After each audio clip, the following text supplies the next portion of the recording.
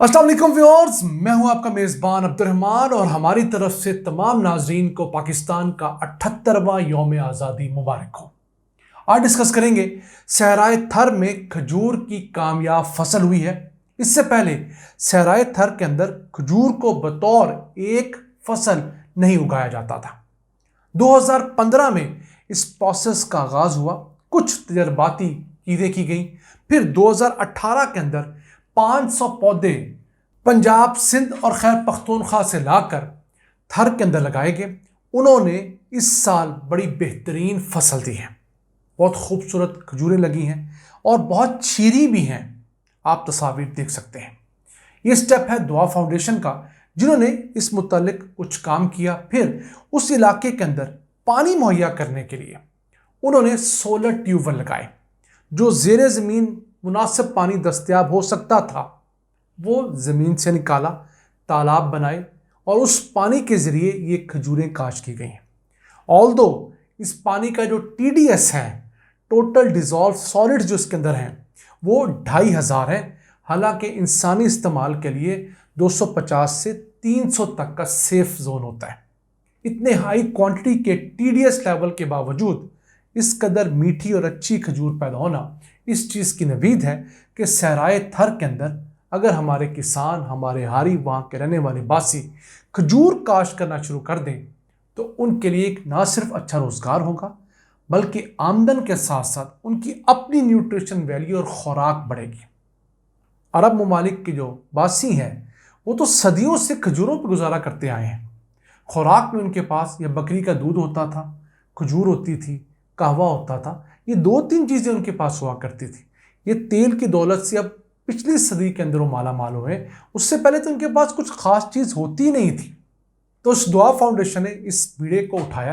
अब तक ये थरपारकर के पूरे इलाके के अंदर जो सहराए थर है तकरीबन 60 एग्रो फार्म्स लगा चुके हैं।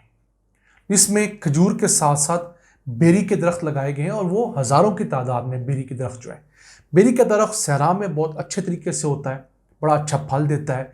उसके अलावा अनार लगाए गए हैं, उस पर भी फ्रूटिंग आई है। फिर नीम है, सुहाजना है, पीलू है। फिर जैतून भी काश्त किया गया है थर के अंदर। अभी जैतून पर फ्रूटिंग नहीं आई लेकिन उम्मीद है शायद 2-4 साल में आ जाए। अब थरपारकर की तारीख बहुत पुरानी है। इस लकोदिक सहरा के अंदर 6000 साल कदीम मंदिर आज भी मौजूद है। जैन मत के वो मंदिर हैं, उनके मानने वालों की अक्सरियत इस इलाके से कूच कर गई लेकिन वो मंदिर मौजूद है, वहाँ आबादी हैं। तो अब सिर्फ सहराए थर जो है 22,000 मुरब्बा किलोमीटर पर फैला हुआ है। कोई 55 लाख एकड़ इसका रकबा है। लोगों की तादाद इसके अंदर बमुश्किल 15 से 20 लाख है। इससे ज़्यादा तो यहाँ पर जानवर हैं जो ये लोग पालते हैं। तो अगर ये लोग इस तरफ आ जाएं, अपने यहाँ अपने इलाकों के अंदर अपनी छोटी छोटी ज़मीनों के ऊपर बेरी काश्त कर लें, खजूर काश्त कर लें, अनार काश्त कर लें, सुहांजरा काश्त कर लें, नीम काश्त कर लें, यकीन कीजिए आमदन भी है और खुराक भी है। सिर्फ यही नहीं, सहराए थर के बाद चोलिस्तान का सहरा है। 34 लाख एकड़ रकबा इस चोलिस्तान के सहरा में भी है जो पंजाब के अंदर है। वहाँ भी सब कुछ हो सकता है और बाकायदा यहाँ पर तो एक हुकूमत पाकिस्तान का एक रिसर्च स्टेशन भी है। PCRWR एक वफाकी इदारा है, उसने यहाँ पर एक बाकायदा रिसर्च स्टेशन बना रखा है जहाँ पर ये तमाम चीज़ें उगाई हुई हैं और उसी खारे पानी से, उसी ज़ेरे ज़मीन पानी से जो उस इलाके में दस्तयाब है। यही नहीं, इसके अलावा चारे की चंद किस्में, कुछ जड़ी बूटियाँ वहाँ पर ऐसी उगाई गई हैं जो जानवर खा लेते हैं, जो इंसान की ज़रूरियात के लिए अच्छी। इन चीज़ों को मल्टीप्लाई करना चाहिए। अगर एक NGO, एक प्राइवेट इदारा सब कुछ कर रहा है तो रियासत जिसके पास ट्रिलियंस ऑफ रुपीस का बजट है वो क्यों मार का सरंजाम नहीं दे सकती। फिर इसके बाद चलते हैं थल का सहरा, खुशाब बखर वाली साइड पे 50 लाख एकड़ रकबा, वहां पर भी बंजर है। वहां के बासियों को भी इस तरफ लगाया जा सकता है।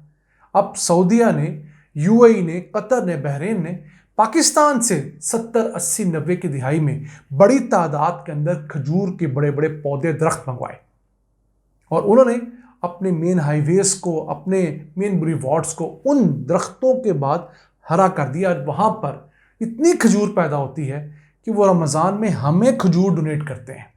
कैसी बात है, जिन मुल्कों ने हमसे खजूर के पौधे लिए आज वो हमें खजूर हर साल डोनेट करते हैं। आप अक्सर सुनते होंगे जी, सऊदीया ने हमें इतने 100 टन, इतने 1000 टन खजूर डोनेट कर दी और हमने गरीबों में बांट दी। तो ये हमारे ही लगाए हुए पौधे हैं कि उनके पास तो इतनी बड़ी तादाद में नर्सरियाँ थी ही नहीं जो हमने उनको ये तमाम चीज़ें दी। उसके बाद पाकिस्तान में एक और बड़ा जो सहरा है वो चागी खारान का सहरा है, जो कि बलूचिस्तान के अंदर है। उसका रकबा भी तकरीबन 50 लाख एकड़ के इर्द गिर्द है। तो कुल मिलाए तो पाकिस्तान के अंदर जो सहरा है 4 बड़े 2 करोड़ एकड़ रकबा इनके अंदर है। यहाँ पर ज़ेरे ज़मीन पानी कहीं ना कहीं दस्तयाब है, बहुत अच्छी क्वालिटी का नहीं है, दरमियानी या बुरी क्वालिटी का भी, उसे बेहतर किया जा सकता है। सोलर ट्यूबवेल्स की मदद से उस पानी को निकाला जा सकता है, वहाँ पर ये चीज़ें काश की जा सकती हैं। फिर अब सहराग के अंदर सरसों, कपास और गंदम काश करने के भी कामयाब तजर्बे हो चुके हैं। सहराए थर की बात कर रहा हूँ मैं। तो अगर किसान अपनी खजूर के साथ गंदम उगा लेता है अपनी ज़रूरत के लिए, कुछ कपास उगा लेता है, सरसों उगा लेता है, उसके ऑयल की ज़रूरियात पूरी हो जाती है, तो उसे कहाँ हिजरत करके जाना पड़ेगा? कहीं हिजरत नहीं करनी पड़ेगी। वो अपनी ज़मीन पर बैठा रहेगा, अपने ही मवेशियों के लिए वो चीज़ें बेहतर करता रहेगा। और मवेशियों के लिए जो पीने का पानी है या दूसरा अपने इस्तेमाल के लिए, उसे इसी पानी को थोड़ा फिल्टर करके बेहतर करके भी इस्तेमाल में लाया जा सकता है। उसका प्रोसेस भी अब सन के ज़रिए, सूरज के ज़रिए मुमकिन हो गया है। अब उम्मीद करते हैं कि हमारे सरकारी इदारे इस तरफ जाएंगे। वैसे थर के अंदर उमरकोट के मुकाम पर एक एरिड जोन रिसर्च इंस्टीट्यूट है, जो कि पाकिस्तान एग्रीकल्चर रिसर्च काउंसिल का है, जो पाकिस्तान का सबसे बड़ा ज़रई तहकीकाती इदारा है। उसका एक सब स्टेशन उमरकोट में मौजूद है।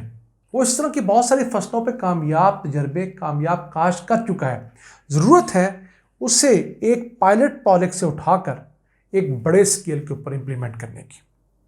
अब तो यूट्यूब का दौर है, टिकटॉक का दौर है, मीडिया का दौर है, बल्कि डिजिटल मीडिया का दौर है। तो होना ये चाहिए था कि इन रिसर्च स्टेशंस के अपने यूट्यूब चैनल्स होते, टिकटॉक के चैनल्स होते, इंस्टाग्राम के होते, फेसबुक के होते, ये अपनी वीडियोस वहाँ डालते और देखते ही देखते वो वीडियोस वायरल हो जाती।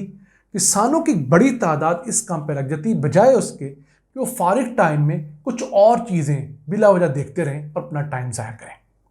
हम उम्मीद करते हैं कि हमारी सूबाई हुकूमत, जो कि सिंध की है, वफाकी हुकूमत, पंजाब हुकूमत, तमाम हुकूमतें बशमूल बलूचिस्तान इस तरह के प्रोडक्ट्स जो इनके सूबों में कामयाब हो चुके हैं उन्हें ऑन करेंगी, उनके अंदर पैसा डालेंगी, अपने एक्सपर्ट्स को डालेंगी जो कि एग्रीकल्चर के एक्सपर्ट्स हैं, जो कि सॉइल के एक्सपर्ट हैं, वाटर के एक्सपर्ट हैं। इन तमाम की मदद से बहुत थोड़ी पैसों की इन्वेस्टमेंट के साथ इन सहराओं के अंदर इनकलाब लाया जा सकता है। और ये 2 करोड़ एकड़ रकबा जो हमने फजूल छोड़ा हुआ है, जहाँ के बासी, जहाँ के रहने वाले बेचारे रोज़ जीते हैं, रोज़ मरते हैं, उनको एक बेहतरीन रोज़गार और अच्छी ज़िंदगी दी जा सकती है। नाज़रीन, ये था आज का एपिसोड। हमें उम्मीद है आपको पसंद आया होगा। अपनी सजेशंस, अपनी आरा से हमें आगाह रखा करें। अपने मेज़बान अब्दुल रहमान को इजाज़त दीजिए। अल्लाह निगहबान।